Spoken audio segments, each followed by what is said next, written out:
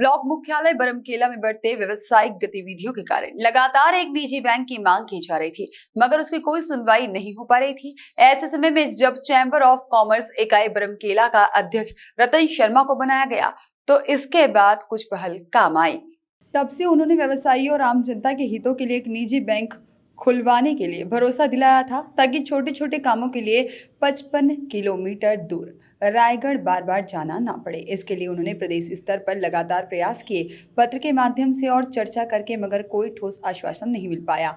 और तब उन्होंने हार मानने के बजाय केंद्रीय स्तर पर वित्त मंत्रालय, रिजर्व बैंक के साथ ही वित्त मंत्री सहित अन्य जनप्रतिनिधियों से बरमकेला में बड़ी लेन देन करने के लिए सुविधा देने लायक एक निजी बैंक की जरूरत की और पुख्ता आधार के साथ ध्यान आकर्षित करते हुए मांग की, जिसका बारीकी से अवलोकन करने के बाद में रतन शर्मा की मांग को जायज मानते हुए अपर सचिव वित्त मंत्रालय भारत सरकार द्वारा निर्देशित किया गया, जिससे बरमकेला में एक निजी बैंक खोलने का मार्ग प्रशस्त हो सका और इसी वित्तीय वर्ष में HDFC बैंक खोलने का तय हुआ। गौरतलब है कि रतन शर्मा ने व्यापारिक हितों के अलावा जनहित में भी अल्प समय में ही अनेकानेक कार्य किए हैं, जिसमें निःशुल्क चिकित्सा शिविर, रक्तदान शिविर, कोरोना काल में ऑक्सीजन सिलेंडर और जरूरतमंदों को अन्य सहयोग, वृक्षारोपण कार्यक्रम, धार्मिक आयोजनों सहित अन्य कार्यों में भी भागीदारी रही है, जिसके लिए जिला प्रशासन और पुलिस प्रशासन ने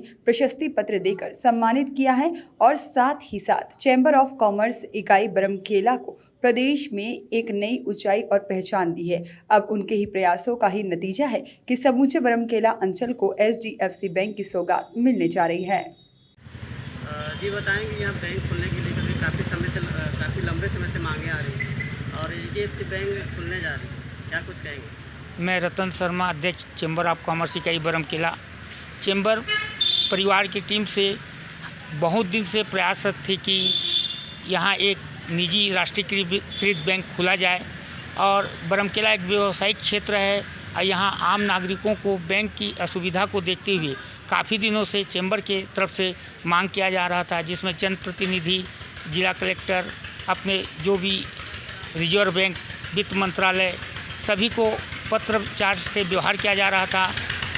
अभी हमें सूचना मिली है कि वित्त मंत्रालय से एक पत्र आया है, जिसमें चैम्बर ऑफ कॉमर्स इकाई बरमकेला को अवगत कराया गया है कि इसी वित्त वर्ष में HDFC बैंक बरमकेला में खोला जाएगा।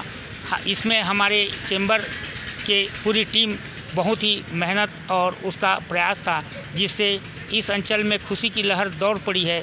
HDFC बैंक खुलेगा, इससे व्यवसाय बढ़ेगा।